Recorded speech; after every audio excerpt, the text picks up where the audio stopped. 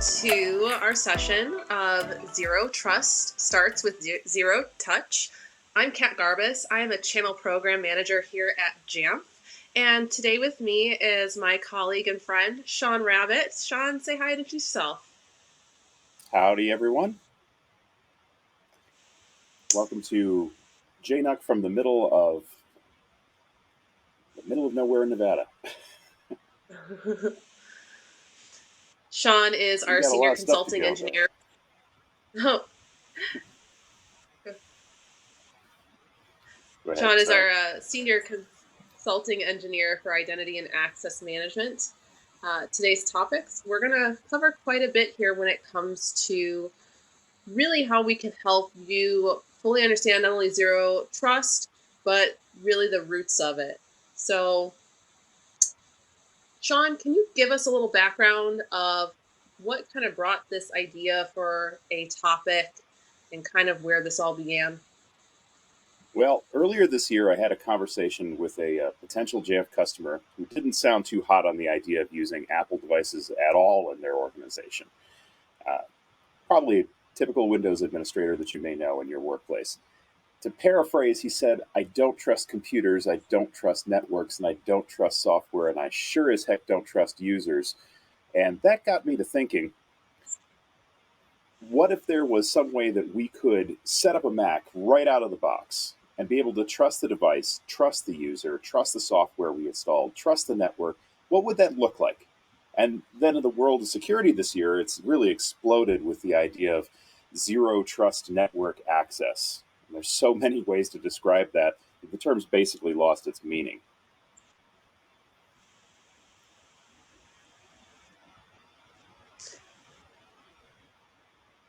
So, I wanted to touch on here a bit and just kind of back up because I feel like we've heard zero trust thrown around a lot, but we haven't really taken the time to fully understand it. So I did a little bit of research, tried to paraphrase it myself, and I said I just couldn't do this. So really, I looked at our partners and friends at Cisco, and they have a lot of actually really great resources defining zero trust, how they're working to achieve it from a network standpoint.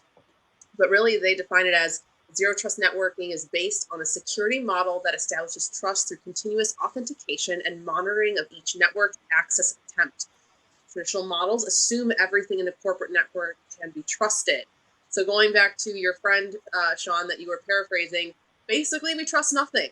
Nothing has our trust. And if we stem off of that sort of thought process, because what if something does get attacked along the way? And that's kind of the beauty of a zero trust model. There's all these different checks and balances throughout the security and network along the way to ensure that that doesn't happen or things get paused.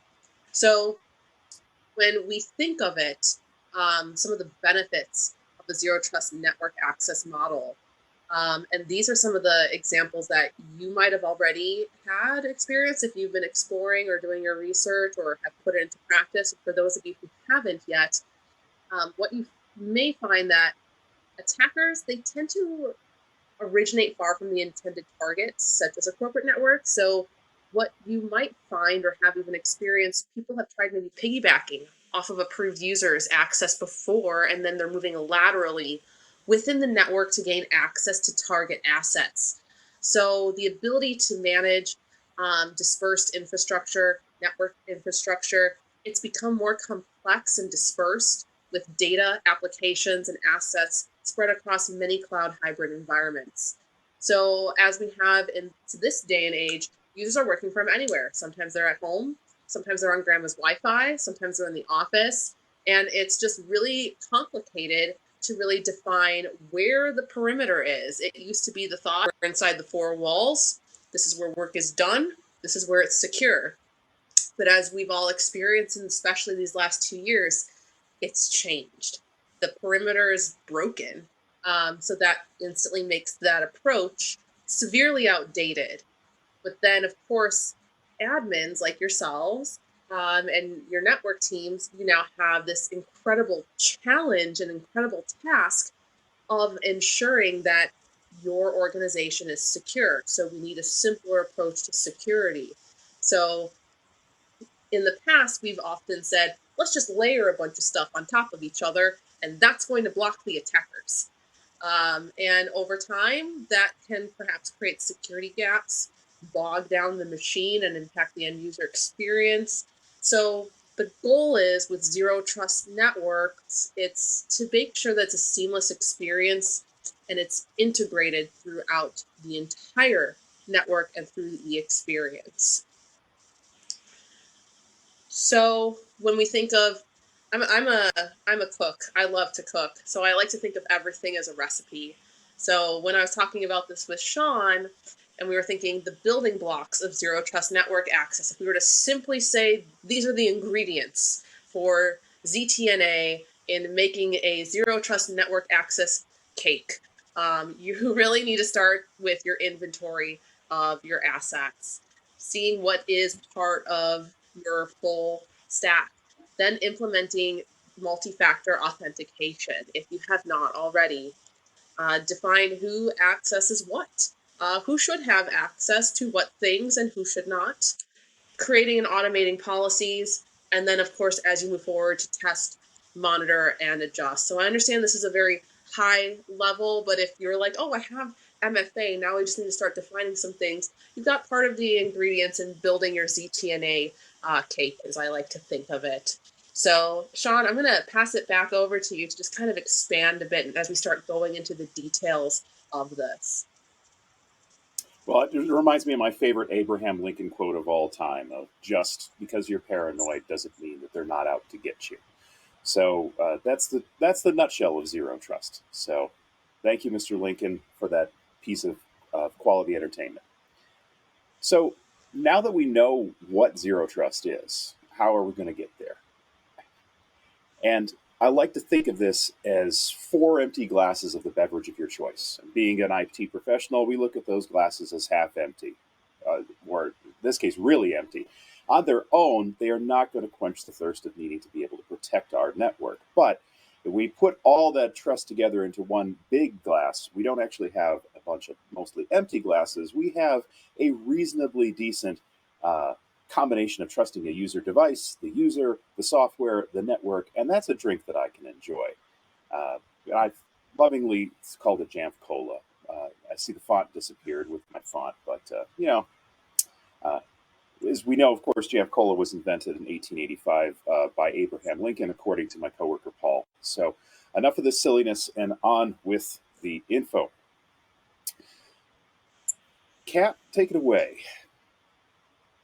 So, kind of one of the first things that we were starting off with, establishing device trust, which if you're been wounded by your network and mistrust in the past, and you have network trauma, I'm no psychologist, but I understand seeing something where we're going to establish trust might be a little complex. But here's how we're going to do it. We have to start trusting something somewhere. So if you can't trust the hardware you want to run anything on, that is a problem. We've all read those news stories. None of us want to end on the news, but sometimes it happens to the best of us. But really, we've all seen those stories about supply chain attacks. Suppose, fake chips in the network routers. Sean, I think My you have absolute favorite. one that's mine. Oh, Yeah. yeah. I love it. It's still up on Amazon the last time I checked. It's a smart card reader for government CAC cards that came with a rootkit actually installed in the hardware. Absolute classic. Just love it. So exactly. So we need to follow these best industry practices here. By the way, if anyone wants to pour a G&T or have a beer during this session, we encourage it. But it's a lot of things and a lot of feelings around trust. But essentially, we're going to start with these best practices here. Buy Apple hardware from trusted vendors who participate in Apple Business Manager or Apple School Manager programs. So important because that's going to show that the device is truly authenticated and verified by Apple as, yes, this is truly an Apple device. This lets your serial numbers be registered with your organization's purchasing record, and it also allows the first step of zero touch to work, automated device enrollment, before joining an MDM immediately on that first power up, that first time that end user or admin is turning on that device. And just as a note too, since we're recording this specific session right now in July, so Apple has made their announcements of their new macOS Ventura operating system, but as of this recording, it's still in beta. Keep an eye on Apple's WWDC sessions from this year about new ways that Apple Silicon devices specifically can be forced to have an always-on network connection when first turning on the device to make sure you can enforce automated device enrollment now. Now, speaking of Apple, if the justifiably paranoid mind that you have would like to know more about the hardware security of Apple devices and supply chain attacks, check out Apple's security guide here at this short link or QR code link. Apple's document it extensively details the checks, the double checks, the triple checks of the hardware included in its devices at boot time, the signing of the firmware, the signing of the operating systems, and also all the details and secure elements of the devices. You'll either be really excited by the details like me, or you'll have a surefire way to fall asleep on a restless night. So that boot process check is pretty extensive, but it is an important piece to this. So if you've ever wondered why you've randomly gotten connect your iPhone to iTunes message on your phone, or this, sad Mac symbol when you boot up, it could have been security related, and most people don't realize that. So Apple devices start with hard-coded boot processes built right into silicon. And by hard-coded, I mean literally it's a unique identifier in silicon of each chip that's to validate it's real. So that really kicks off a check in the T2 chips and Intel devices, a signature validation of secure elements in Macs, iPhones, iPads, broadband radios in iPads and iPhones. So then on the new Apple Silicon devices, macOS validates everything the firmware has validated while still in read-only boot mode, which itself is validated. And that's really what makes Apple devices some of the most secure computers right out of the box, especially right now. I think it was Abraham Lincoln who, in that famous commercial, said, "What's a computer?" Well, in our case, we'll count iPads and iPhones here, but all Apple devices, after all that checking, then on first boot up, hit Apple's activation server. Yay! Apple validates that the serial number of the device belongs to your organization and immediately points it to the MDM server to start off the process of control and trust. And yeah, you read that right. Okay, I just want to make sure that automated device enrollment uses a serial number. 100%. It just uses only the serial number. And the protocol actually does not validate the serial number your device is providing that actually corresponds to a real device of any type. Sounds like the opportunity for a favorite quote from Abe Lincoln. Serial numbers can be spoofed. And what does that mean? And if you're looking at us right now a little like, huh? What is that? It can be spoofed? Sean, why don't you elaborate? Because this is something that I learned about from a few of your demos out there. So would love for you to share this with everyone, because I don't think this has really become news yet. Yeah, well, for testing, this could be very useful. Like, for example, this is a picture of Parallels running a completely different serial number at the same time as my host machine. And that's nice because I could use it to test out automated device enrollment workflows. But this is why we can't trust just the hardware alone coming into our MDM and our organization, which is why we need to establish some user trust as well. And welcome to every conversation of every day of my life at work. This is what happens when you become the consulting engineer for identity. You speak identity all the time.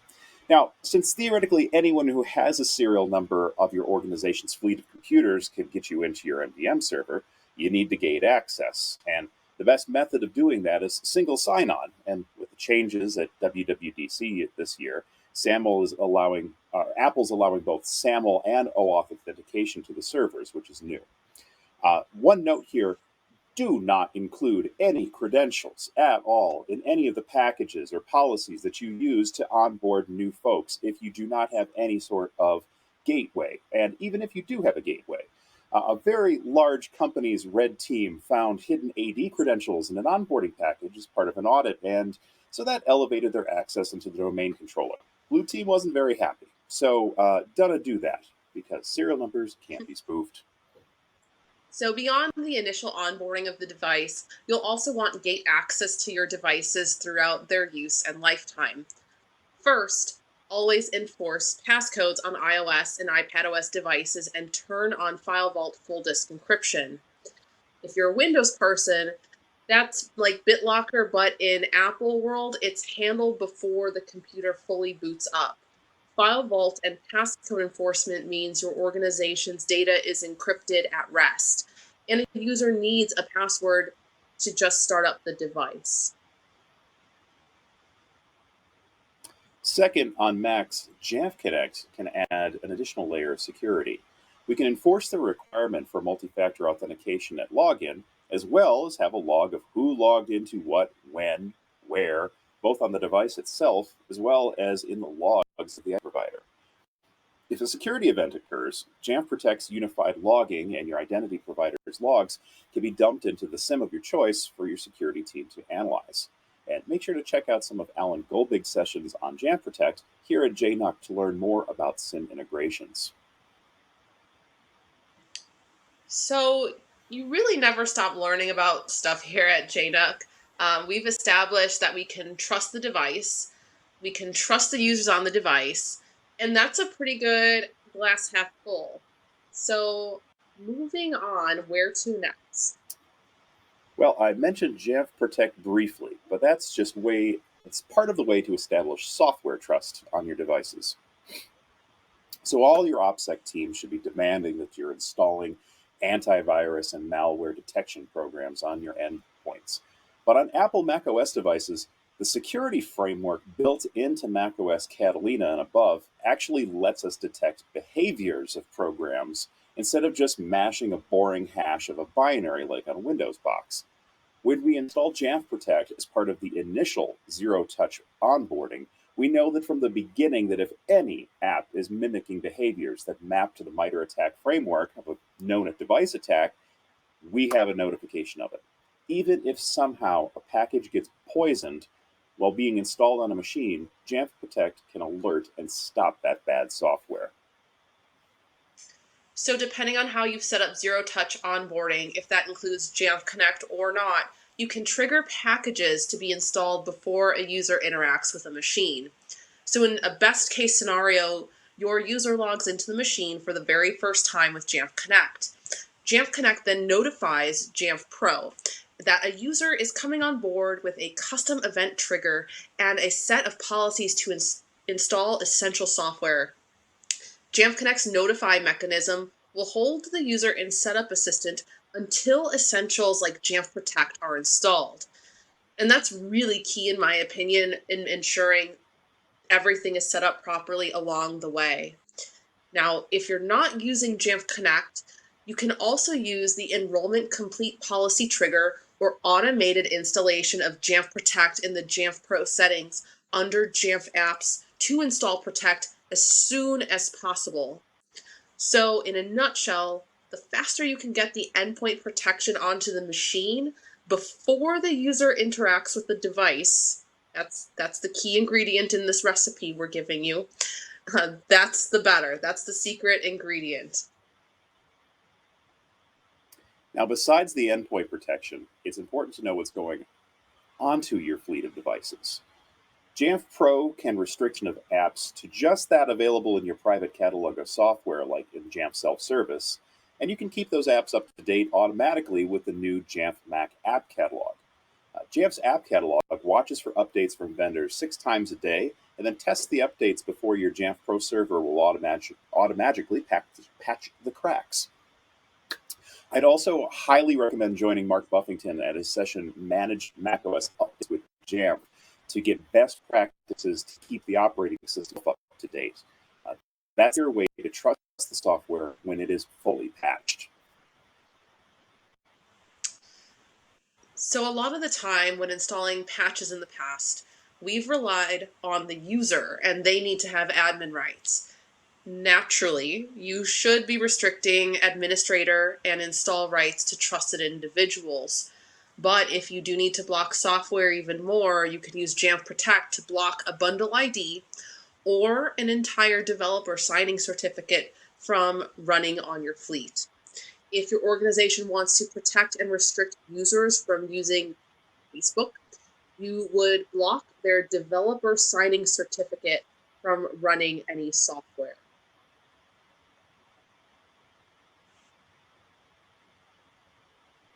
And that gets to our last place, really, to establish trust. And software isn't just what we install on the computer anymore. Modern web browsers are just as powerful and can run and compile programs on demand. So part of Jamf Protect includes the new network threat prevention tools. So by controlling the DNS lookups on the device and network traffic, we can prevent potential threats even when we're not using an app where we're routing the data through our secure network. Threat prevention avoids malware and phishing sites even when web browsers are the mode of potential infection. A mistakenly clicked link in an email no longer has to be the end of the organization. And this might sound sacrilegious to some old school Jamf users, but network protection does not stop just the Apple ecosystem now. Jamf Private Access works across hardware platforms in conjunction with identity providers like Microsoft, Okta, and Google. Now, VPN used to be the old way that we would gate access to our internal resources in the network. But with information and services moving into the cloud, we need to rely on establishing hardware trust, user trust, and software trust before we allow devices to access any of our cloud infrastructure. Now, all of the major identity providers have the ability to gate access and cloud services protected their logins. Microsoft Azure called Conditional Access, Okta's new Office Identity Engine, and Google brands BeyondCorp all use Jamf to establish device trust, roll out the single sign on extensions for enterprise, and securely install certificates. But you can go one step further when using Jamf Private Access. All of the conditional access solutions can restrict authorized access to a service by limiting the originating IP address of the request. That means that somebody just can't randomly hit a website if they're coming in from Sylvania or Eisneria. If you have private access, you can pick and choose which data is routed through the on-demand VPN services of macOS and iOS easily, without mucking around and confusing configuration profiles. You want to access your organizational email on a personal device?